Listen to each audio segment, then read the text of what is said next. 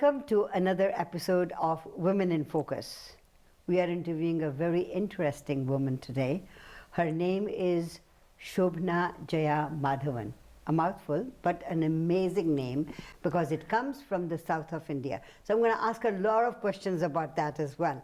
She is the Associate Vice President of some organization within Simon Fraser University, something to do with social networking, social meeting, or something like that. Let's ask her, what does she really do at Simon Fraser University? Sobhana, you're most welcome in our program. How are you doing? I'm doing great. So wonderful to see you, Sushma ji. Lovely to see you too. So, Simon Fraser University, what do you do there? So I'm the Associate Vice President of External Relations at SFU. So, relationship with people, students that come in? It's actually an external facing role, and it's more about engagement with communities, different levels of government, with the diaspora. We have a separate department for students, including international students. My job at SFU right now is community engagement predominantly. I also help to co-facilitate the Indigenous reconciliation work at SFU. Wow. So not just one job, many jobs. It's a portfolio that's got a lot of amazing bits and pieces to it. Now, to be able to work in an organization like that or with that sort of a portfolio, obviously your interests must have led to this particular position. What makes you tick?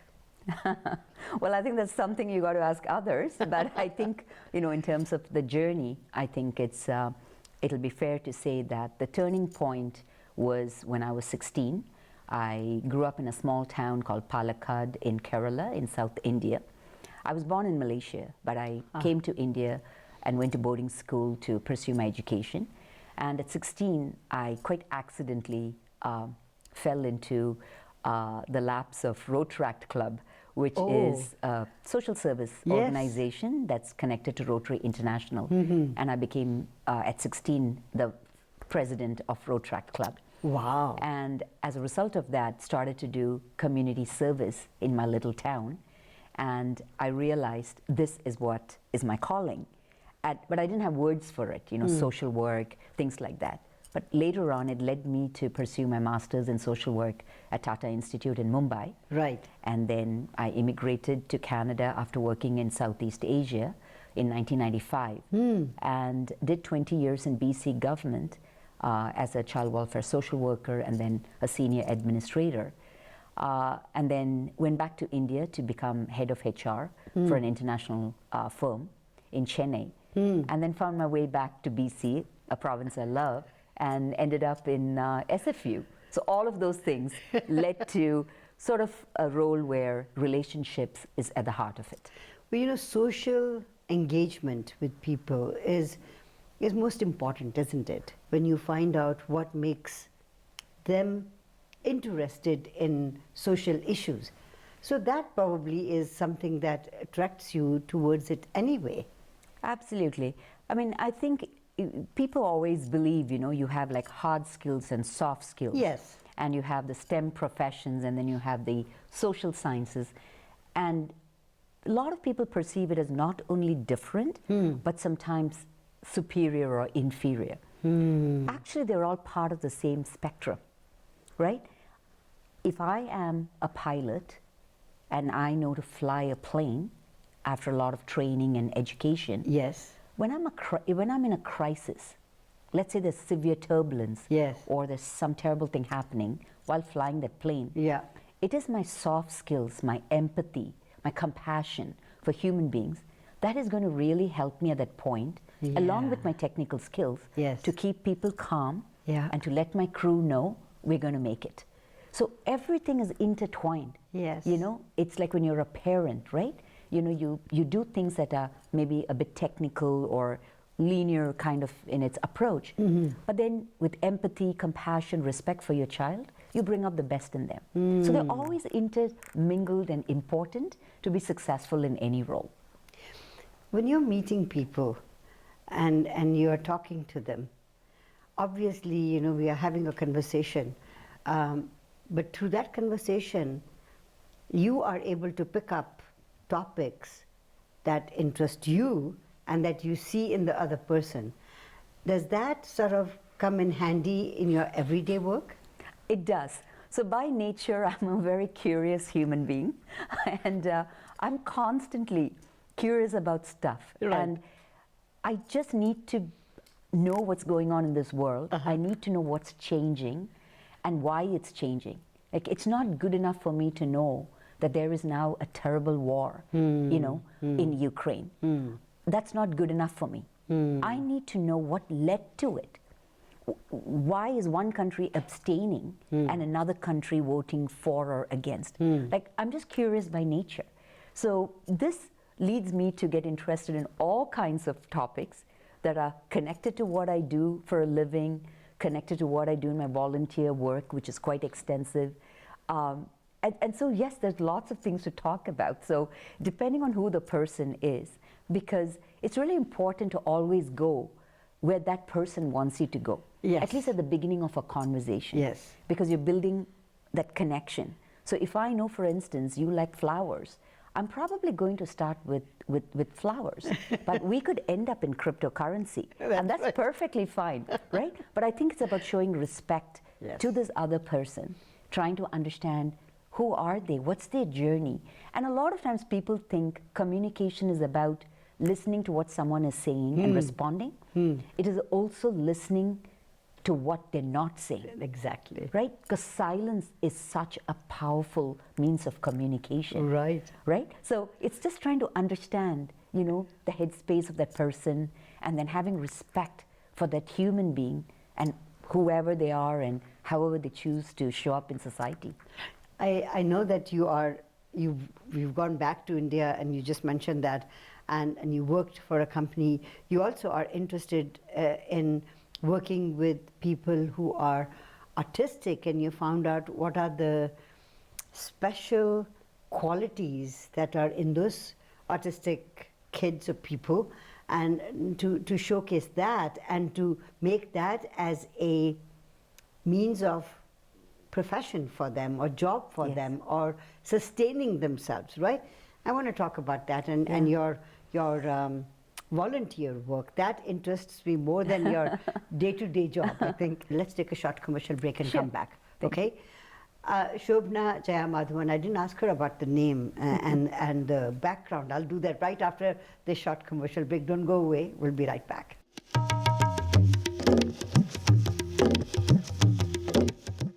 Welcome back. Our Woman in Focus today is Sobhana Jaya-Madhavan. So, I know that people in the South usually have their parents' name with their name. Yes. Is that the case with your name? Yes. Jaya-Madhavan is my father's first name. Ah. And so Sobhana Jaya-Madhavan is my name at birth. And Right. And you've I've retained that. continued to keep it, yes. Yeah, there is a lot in a name, and one day we'll talk about that. But I wanted to talk to you about the work that you're doing in the volunteer field. Now, there are a lot of aspects in your work that you pay attention to, not just one. Can we talk about them? Absolutely. Volunteer work or pro bono work is part and parcel of my life. It always has been. Right. And on an average, I volunteer about 40 to 50 hours a month. Wow. And it's been that way for a very long time. Usually late evenings and on the weekends is when I give my time to my pro bono projects, both here in BC and also in India. Okay. And so, for example, in India, I'm very involved with a social enterprise called #Code in Chennai. Oh, wow. And #Code is basically a social enterprise that teaches coding to youth with autism and their mothers.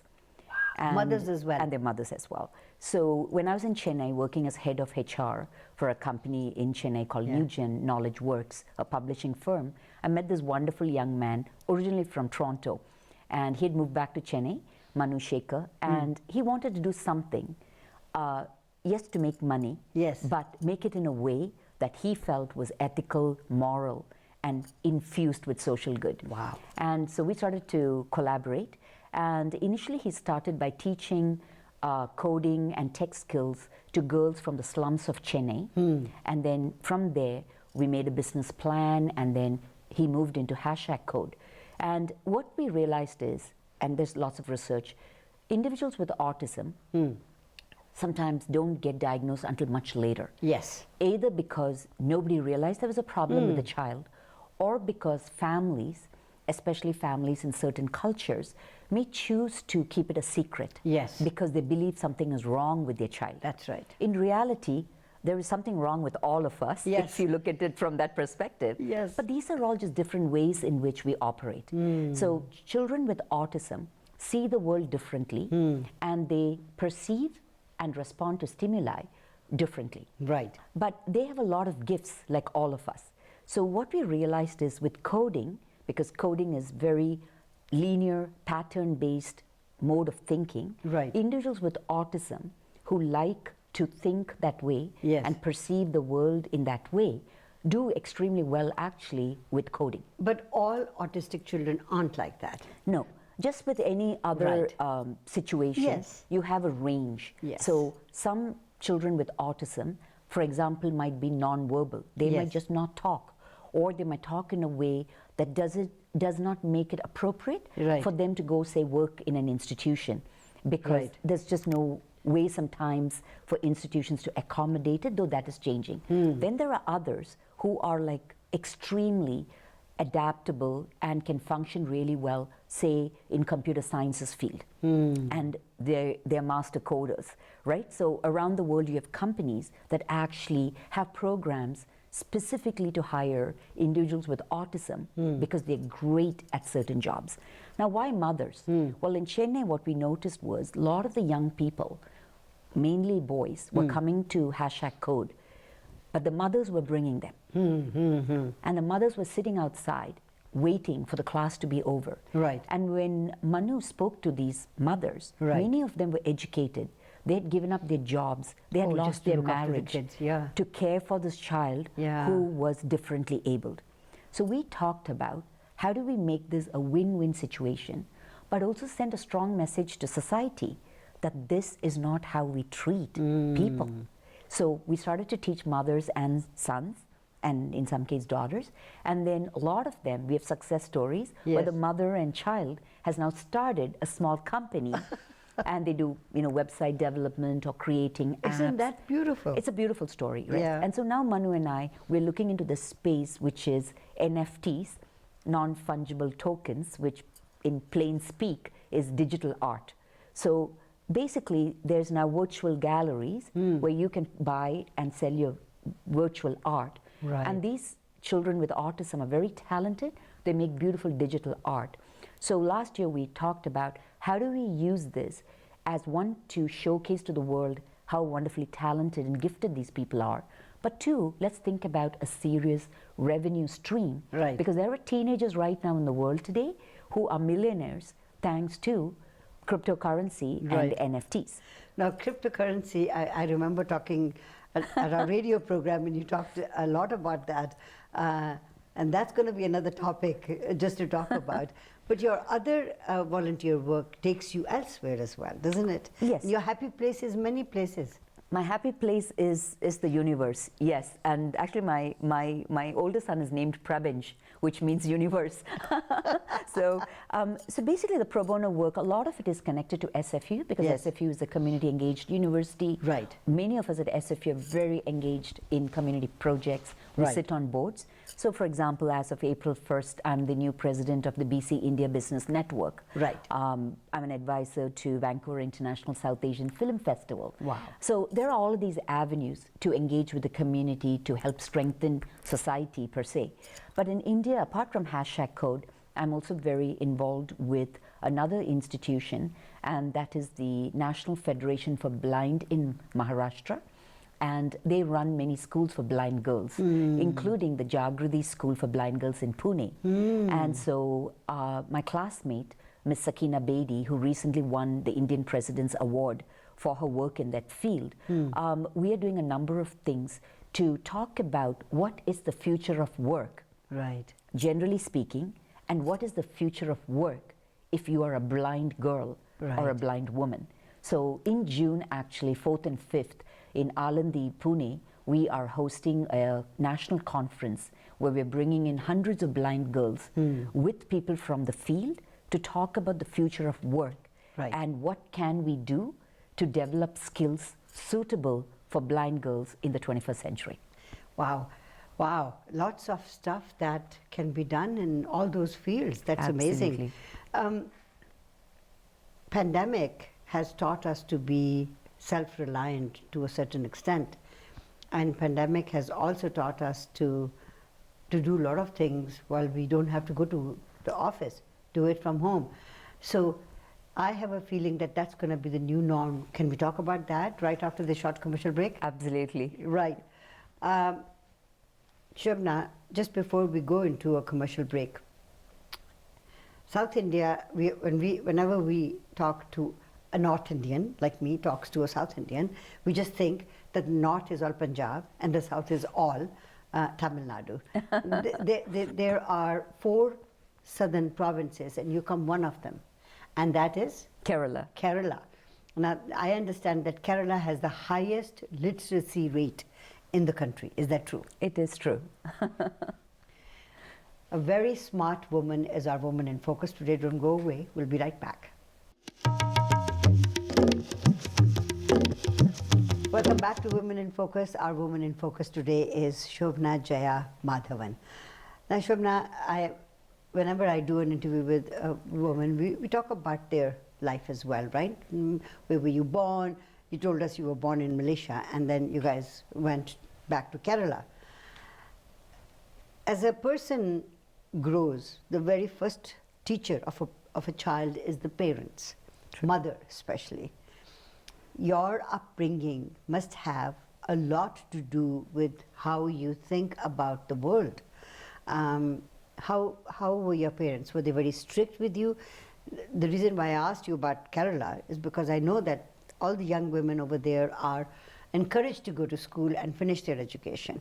How were your parents with you? Absolutely. I was very fortunate to be the daughter of 2 amazing individuals who did not have the ability to pursue much education in their own lives. My father, when he was 18, after grade 12, he took the ship and went from India to Malaysia. And that was how his journey began as an adult. My mother got married to him when she was 16, took the plane by herself, went to Malaysia to start a life with him. So I think from a very young age, I've heard about that adventure, and I've had tremendous respect. But my parents did something that was so difficult. When me and my siblings were about 5, they made the decision to send my older brother, my older sister and me all to boarding school in Tamil Nadu so that we could get a good education. I can't imagine what it is to put a 5-year-old in a plane to another country to go to boarding school. But that foresight of how important education is, I can't thank them enough. I just can't thank them enough. As we grew older, my dad and mom did come back to India to raise us. My mom was a primary caregiver, dad was always overseas. But 2 things I had throughout my life. 1, tremendous freedom. I had so much freedom. They were not strict at all. And academics was not the most important thing in my household. Oh, I see. My parents gave us the freedom, especially me, to pursue extracurricular activities. So my father and my mother would write notes to my teachers to excuse me from class and exams so that I could go for public speaking competitions somewhere in Kerala. And so my teachers were very mad at me, because they didn't think that was the right thing. But when I look back, those early experiences and the tremendous freedom to figure out who I am and to love the things I want to love, that changed the way I saw life and who I became. And I do that for my 2 children. They both have suspended university education, and they're both in Mexico right now on their way to Costa Rica, and they're both entrepreneurs. So you see, what goes around comes around. It does, it does. So the foundation that your parents have instilled in you or given you to stand on, you are passing it on to your children. Absolutely, and always respecting my decisions, because my decisions were quite unconventional, whether it was with regards to going into social work, Right. whether it was immigrating to Canada, Yeah. whether it was having a love marriage, whether it was deciding to get a divorce, whether it was quitting my job in government, going back to India. These were all tough decision-making points in my life, but my parents had nothing but respect for that. So just immense gratitude for accepting me for who I am and allowing me to figure out who I want to be and how I want to live my life. That's beautiful. The pandemic has taught us many things and has shown us how selfish we all can be. How do you see the pandemic and the 2 years that we've spent when you reflect on it 10 years from now? I know. I'm just so glad we can talk about it. I think the pandemic has shown us the best and worst of humankind.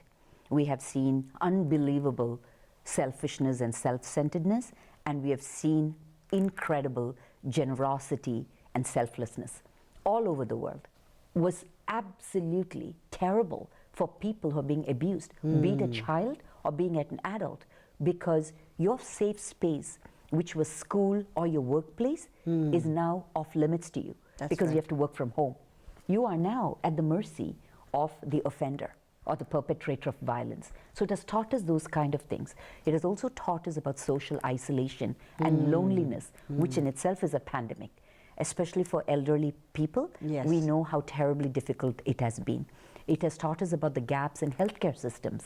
So a number of those things got magnified, and our understanding is deeper now. So hopefully we can come up with more sustainable long-term solutions for it. Right. But in terms of generosity and selflessness, philanthropy, helping people, volunteering, it has never been better, right? It's gone up a bit. It has gone up. We're interconnected with the planet. Yes. And if we don't take care of ourselves, others, and our planet, then basically we are looking at a very, very unhappy and difficult future for all. Yes. But we have a time, a place, and an opportunity to turn things around to make it better than it ever has been. Will that happen? Probably. A pessimist would say maybe not. An optimist say yes. Yes. Certainly. I thank you very much for taking your time and talking to us. Thank you. Half an hour goes by like this. I know. Thank you so much, Sushma ji. Such an honor. Thank you for coming. Thank you. Sobhana Jaya-Madhavan has been our Woman in Focus today. Don't go away. We'll be right back.